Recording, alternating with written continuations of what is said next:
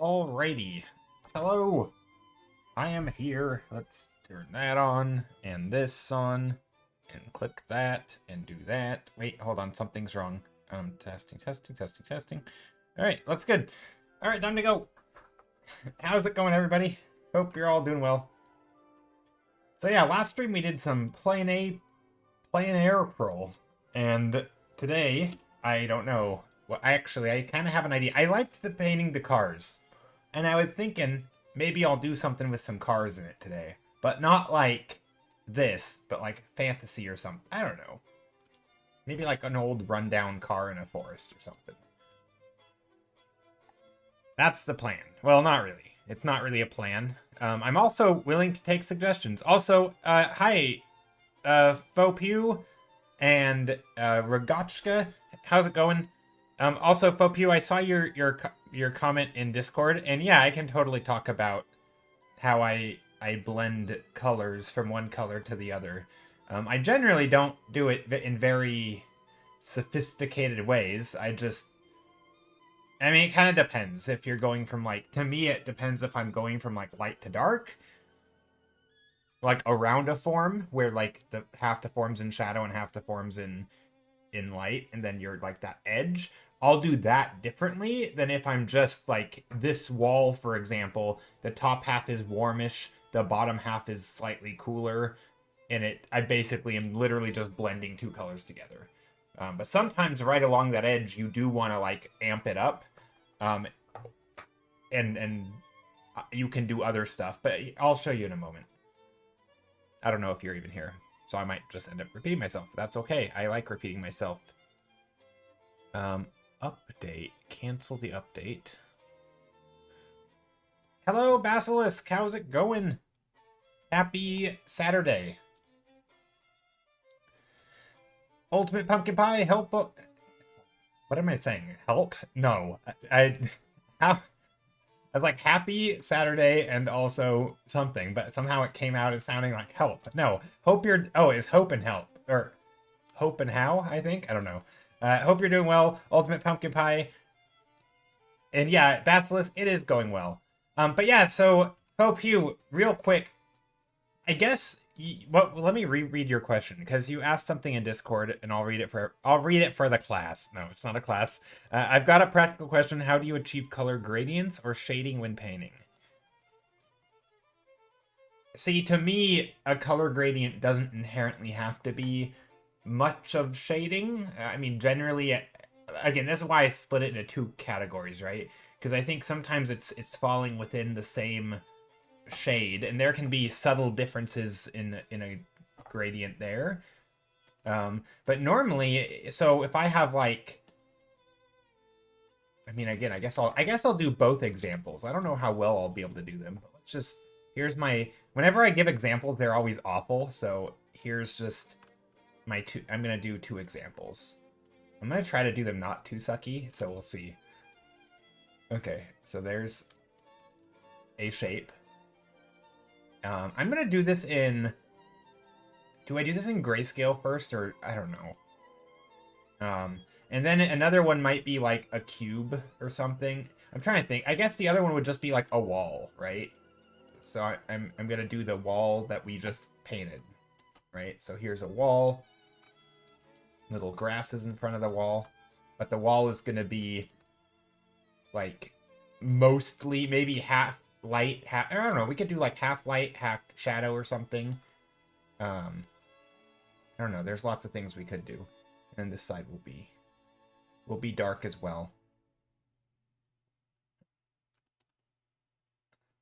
I mean, generally, actually, no, you're probably not even asking about, you're probably asking about color gradient. So for example, if I was going to do the wall, I might just literally paint it all blue, or like whatever color is part of my light source. So like if this is a wall in the shadow, right? And I decided that there's going to be a sky up above, right? You'll probably have a little bit of blues in here, right? Maybe some of it'll be strong blues, maybe some of it'll be shifted towards reddish colors, right? But I'm going to try to keep this mostly the same mostly the same, what do you call it, value here, but like, or maybe the bottom is bluer, and maybe the top is getting a little bit of bounce light from somewhere, or maybe it's, yeah, maybe it's actually the opposite, right? Maybe you get a little bit of red down here. I'm literally just taking a brush with opacity. I'm not painting full opacity. I'm painting somewhere in here, and I'm just adding in some of that color into here. Maybe it's a little oranger, right? I'm just very lightly mixing it in, just like I might here, just so I can get some sort of gradient. Now this is a much more smooth transition, and it almost doesn't even look like a gradient, except you'll notice, like, especially if I add little accents. Let's say I pick a color and I want to add like little bits of accent or something. This is where you'll really notice it, because I'm adding some of them there. Or if I want to crank up the color here, I will, you know, I can select that color and pump it up a little bit. But like here you can see the gradient. And I didn't do anything special. I literally just blended the color. And you can see for a brief moment, it kind of crosses. If you're looking over here. Wait, can you see this? Like if you look over here on the color wheel, well, I'm gonna be able to see what you see, so that I know I'm doing it correctly. Yeah. All my brushes have opacity on pen pressure. But if you look over here on but again, you could technically do that without. You just have to pay attention to what I'm gonna show you now. So if you look at the color wheel, as I move, I'm gonna hold Alt, so I'm selecting the color, and as I move it, you'll see the color wheel jump around, right? And if I go straight down the middle, there's a moment where it jumps straight into purple, and then it very briefly, it kind of, even if I'm not directly picking a purple color, you can imagine it at some point, right? It's saturated kind of up here, and then it gets less saturated, less saturated, less saturated.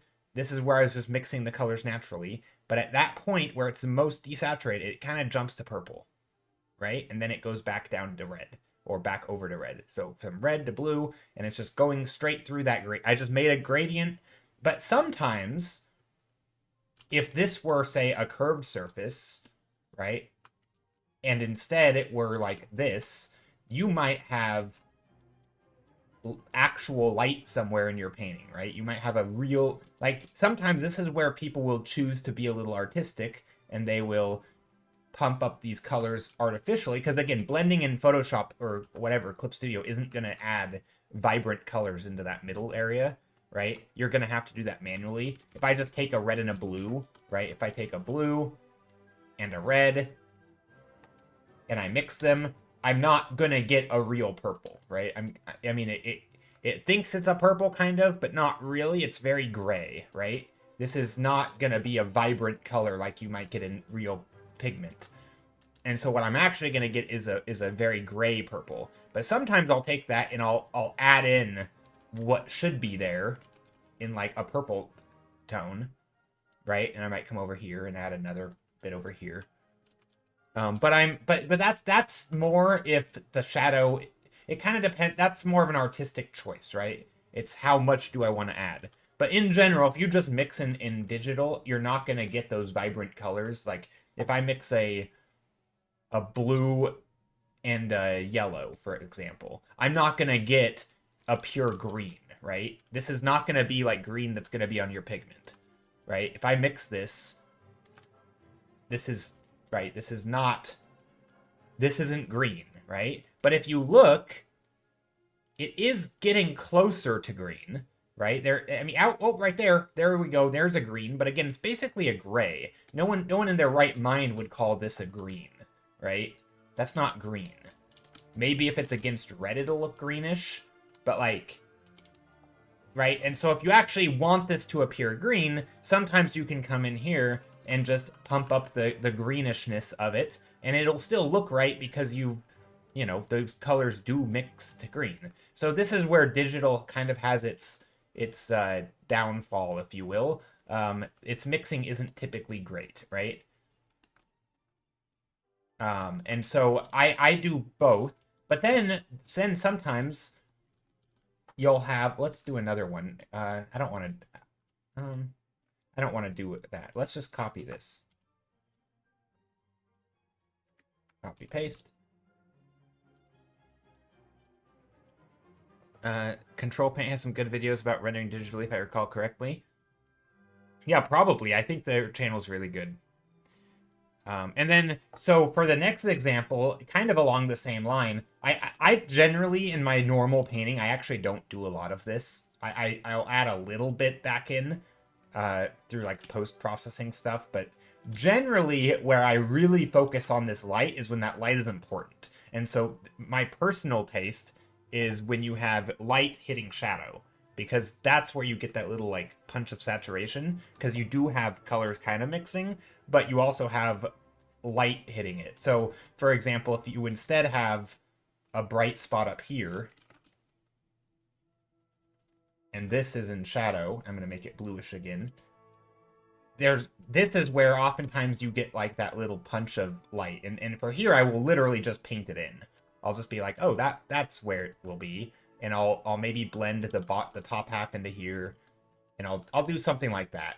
So sometimes I'll just put in, and then maybe there is some gradient in here. And I say, oh, I also want some of that orange down here.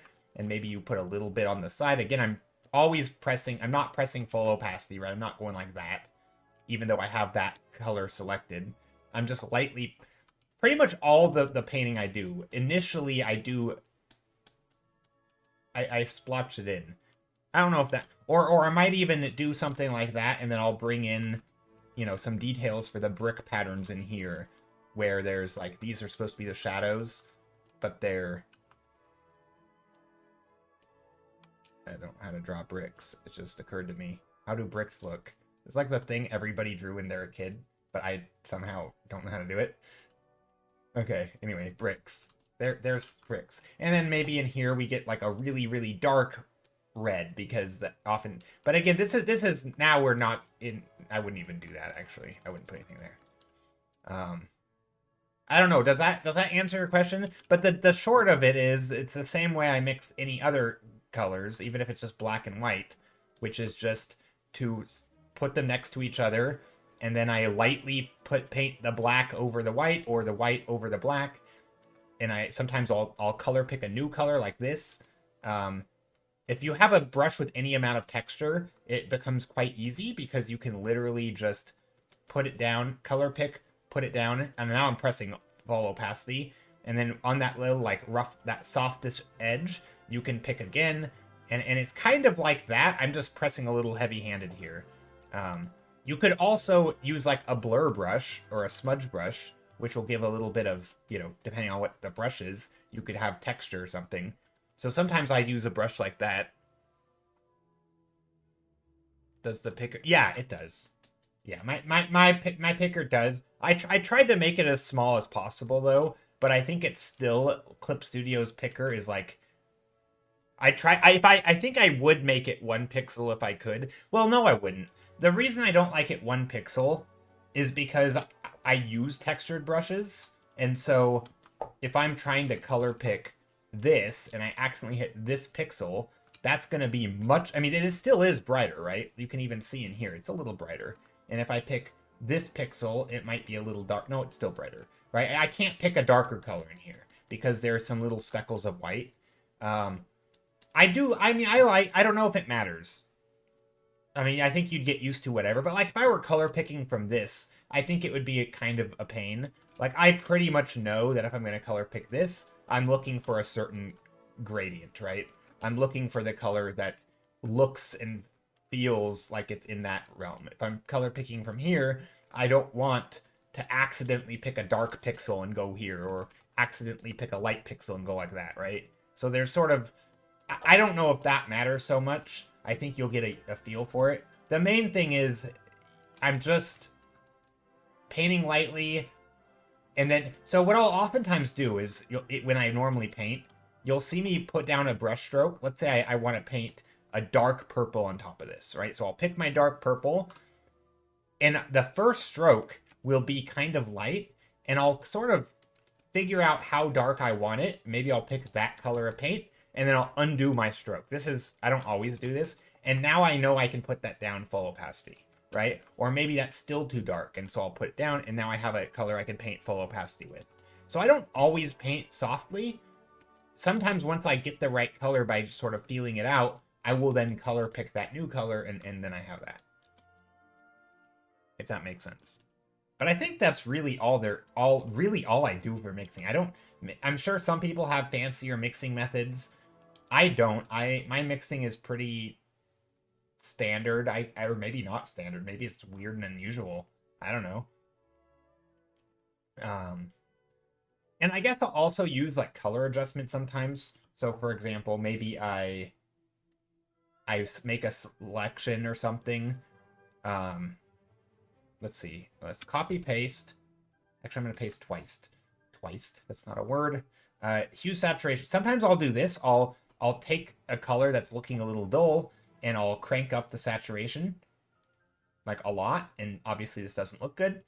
But then maybe I'll delete parts of it. Maybe I'll come in here and I will erase right along the bottom here and the top and right along where this purple is, because I think that looks nice. I'll keep that fully saturated. Hey, Basilisk. So sometimes I'll do that where I've come in here and artificially turned up the value, or not the values, the saturation, to get little highlights or something. And so there I get some gradient stuff going on. Right? Or if I did the same thing over here, I could probably really crank this one up because I'm just going to copy this, and paste it, and edit, tonal correction, hue saturation. Maybe I mean, this isn't the, there's also, you can use masks and all that. But I'm going to crank up the saturation. Again, I don't think this looks super good, but maybe for whatever reason, just right along here, I don't like that color. Well, maybe it's fine. But maybe I want all of this. This weird green can go away because we didn't want that bright. Maybe right as it gets right next to that bright spot, maybe that's where we do it. And so now there's still a bit of saturation increase right there. So that's something I'll do sometimes. But that's later. I don't do that while I'm painting. Almost never. Because in my brain, it like, so long as I have the right color and mostly the right value, it's gonna read okay. And then later I'll come in and turn up the saturation with little like highlights and stuff. But I don't do that. I don't know. Was that a satisfying answer to your question? Which is basically I use opacity and pressure sensitivity. Technically, you could just use an airbrush too, right? So if you had a shape like this, here's a square, you could take an airbrush, I don't really recommend this, and just paint in a color with the airbrush, right? And now you have a gradient. And what if you wanted a pink from the other side? Well, take your pink from the other side and gradient in, right? And now you have, and again, I'm still using opacity on my brush setting, right? Pressing hard on the left side, pressing not as hard in the middle, making sure they overlap though. And there's a gradient. But see, I don't typically do that. I don't really like the airbrush look, so I don't use an airbrush, but I do the same thing just with a more textury brush. See, I'm using this brush instead, which is, has a hard edge, but I can do the same thing just by, pressing lightly. So, take your pick, I guess. Would I use an airbrush for a clear sky? I don't typically, the main thing I'll use an airbrush for is getting the gradient from light sky to blue sky. So, like, I don't typically make the sky a perfect gradient. So, like, I'll still have the texture in the brush strokes, but here, let's do that right now. So, like, if I'm making a sky and it's blue, oftentimes the top of the sky is darker than the bottom of the sky, right? So if you're near the horizon line, right, you oftentimes will see this right here will be a gradient. I will typically hand paint this in. However, sometimes I forget to do that. I'll have like a scene here where there's, let's put trees or something. Let's make some greens, right? Some layers or whatever. Maybe there's a little bit of light in here too. Okay, there's some light. We're gonna put that in the bright stuff. Let's get some greens in here. I'm just using an airbrush now. Right, also right along the edges, I'm mixing some greens. Okay, so here's our hill. We've got a hilly landscape with the sky above it. Pretty standard stuff, I'd say. There we go. Maybe nice hill over here. Okay. But let's say I'm like, you know what? I actually want a layer of trees back here. And let's say I've painted these trees. And I say, you know what? These big tall trees back here, I want them to look further away. So sometimes what I'll do is I'll just take a selection tool like the lasso tool. I'll make my selection where I want it, right? So here's my tree line that I want separated. And then I'll take an airbrush. And the reason I would do the airbrush here is because I don't want additional texture on the trees, right? I don't want it to look like I painted over it. So what I'll do then is I'll take my blue color, I might turn it up to be a little lighter, and I'll just airbrush in a lighter color, right? So I'm getting the whole thing a little lighter, and there, now I've added a little bit of airbrush. But generally, I don't like big chunks of my... And this is less to do with color and more to do with, like, texture and shapes. I don't typically... Like, I think if you're like a Marco Bucci and you use 10 million brushes, or seemingly 10 million brushes, I don't think it would matter if you made the sky with an airbrush. But when I'm only using 2 brushes, if I do a big portion of my painting with a different brush, it stands out like a sore thumb, right? So I like a little bit of texture everywhere. So I will oftentimes come in and intentionally add texture. You know, maybe it's in the form of little clouds or whatever. I don't really like the super smooth look of a perfect gradient sky. Some people like that, right? Maybe we can put a little bit more stuff down here, right? We can now I can use this new blue that's a little darker and carve stuff out. Maybe make this tree line a little better. Just me, or did the volume jump? Well, it should. Hopefully, it'll push it back because we've made it the atmospheric perspective all wonky, right? We pushed those trees back by adding a layer of atmosphere, right? Whereas before, it was like they were in the same grove of trees, and then I said, nope, let's make them go into the distance, right? And so even that, what I just did, I did this with the texture brush, right? I will use a texture brush for this quite often. And you know, you just have to be, as long as you're painting over it, you're good. But yeah, that's something that I do a lot. But again, this is just using light pressure, pick the right, pick a color. I find things that, like, if I'm gonna try and do what I just did, I don't pick like a dark color, because then when I do that, if I goof up, right, it might leave like a little halo here where I don't want. Whereas if I pick a light color, there's nothing I can do that's gonna make you see the color over this blue, because it is that color. So I'll oftentimes opt for that just to make things a little cleaner. So I can be a little more heavy-handed, because I can't, if I put the color here, it doesn't matter, right? Whereas if I put this color up here, it kind of does matter, because now I'm changing stuff in like there's that random, it just doesn't blend as well. So a lot of it's like I've learned, I guess, where to pick my colors from, if that makes sense. The powerful airbrush. Yeah, Napocus, the powerful airbrush indeed. Also, I just realized I don't know if my stream is on. Oh, it is. Okay. I was like, I don't know if my YouTube stream is going.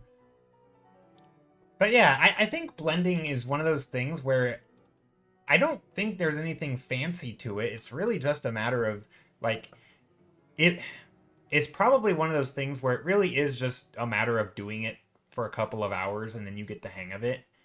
Um, like there probably is some technique that I'm using or something that I'm doing unconsciously. I don't know. I feel like it's one of those just it's such a basic bread and butter of painting that like I don't remember if I struggled with it at the start. It's like pushing a skateboard, you know? It's like it's a little awkward at the moment. You kind of lose your balance. You might push too hard or not hard enough or like but eventually you just like get to the point where like you could see a board running in a direction and you could literally run and jump on it right while it's moving and have no problem because you're just so comfortable using the skateboard, right? It's like you just don't think about it. You're focused on other things. Um and that's kind of how I am with picking color. Like I pick colors so often. My thumb perpetually sits on the Alt key, and that's where my color pick button is. Anything in particular I remember struggling a lot with? I struggle with a lot of stuff all the time. Uh, I mean, I think that the hardest thing isn't so I don't think it's so much that like if I'm aware of something and I'm trying it, I think I can get it. My issue is that then all the other stuff that I wasn't thinking of start failing, right? So if I'm focused on lighting, my perspective will suck. If I'm focused on perspective, my lighting will suck. If I want to get my anatomy right, I have no pose or gesture or composition to speak of, right? It's just like there's so many things to juggle, and if I look at one thing, all the others fall, you know? I throw three balls up and then I can only catch one of them.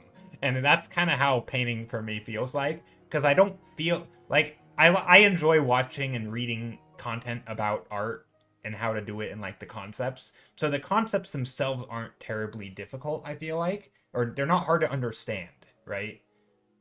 I don't think there's really anything in art where it's like, oh, it's I can't wrap my head around it. But when actually trying to apply it, sometimes it's like there's just a lot of work moving parts and you don't really know what to focus on and like if I simplify a composition study into just composition, I feel like I can nail it.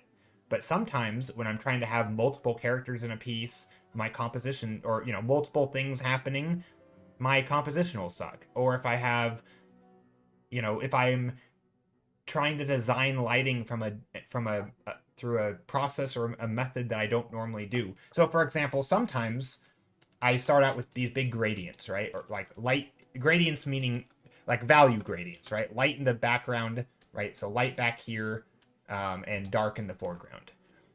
Um, that doesn't really work if I'm doing like a very, like a two-tone value breakdown of my painting, right? Like a Notan type painting where I'm just doing everything in very black and white and I'm trying to make shapes. Like I don't have atmospheric perspective here. And so sometimes after I'm done doing this, I end up doing my painting and I'll have like I won't have a very good like I'll have a nice composition, but I won't necessarily have a lot of depth because I didn't get that in there early enough, and so it kind of just fell to the wayside. So I think those are the main things that I struggle with. And it's kind of like and this is why I think when people want to do good here, thanks Skittle for the tea reminder.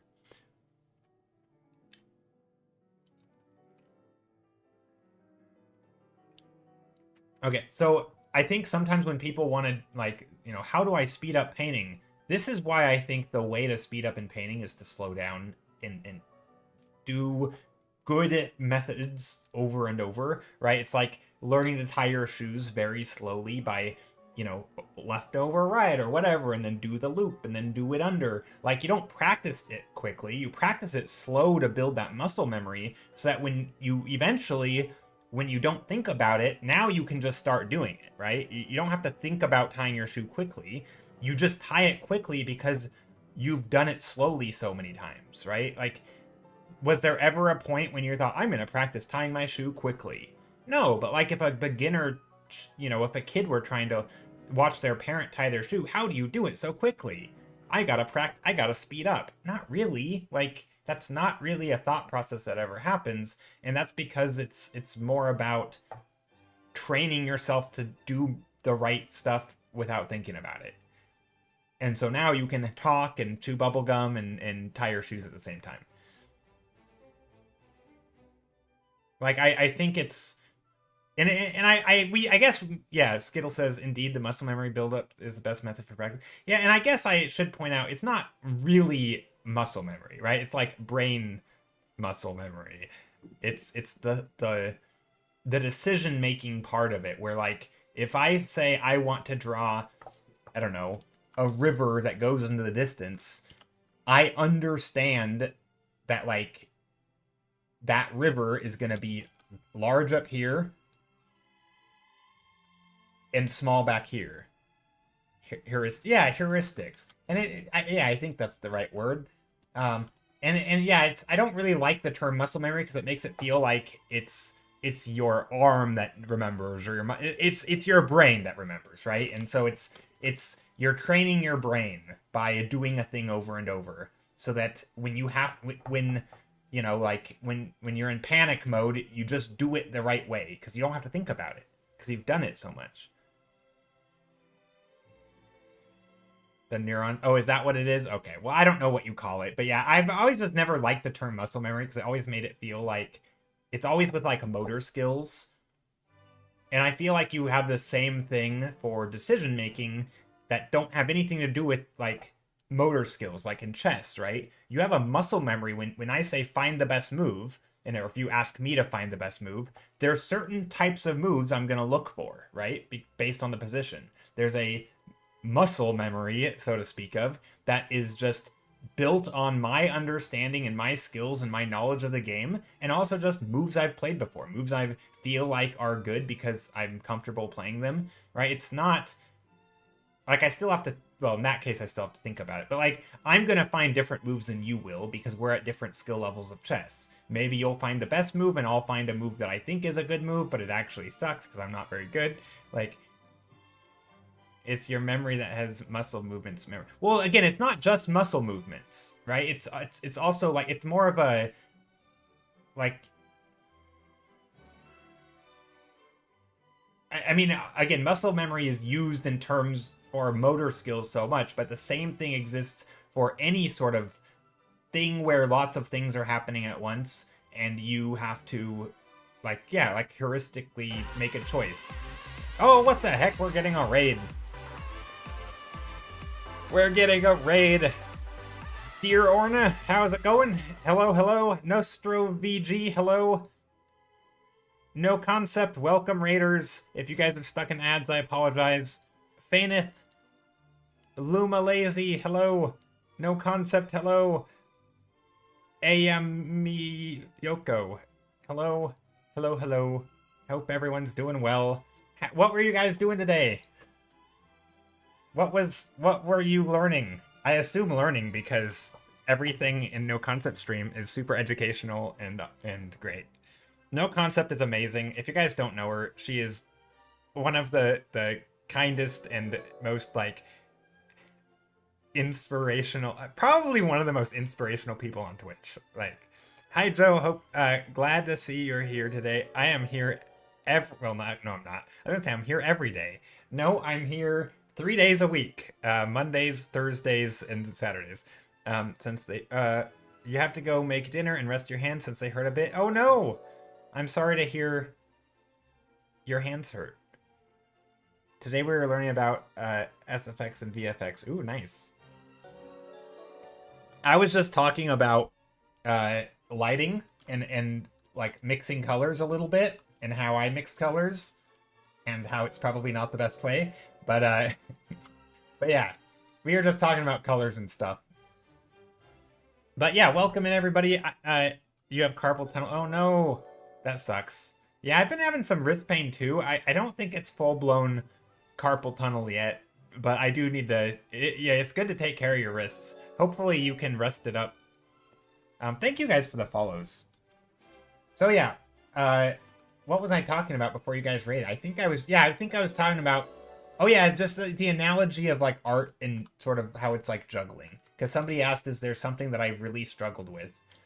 And my answer was, individually, maybe not, but it's when you're trying to put them all together that you start struggling with all of them, right? It's hard to juggle all the concepts at once. Please take care of yourselves. Yeah, you too. And thank you again for bringing your community over. But yeah, go everybody who I know you guys are all coming from No Concept stream.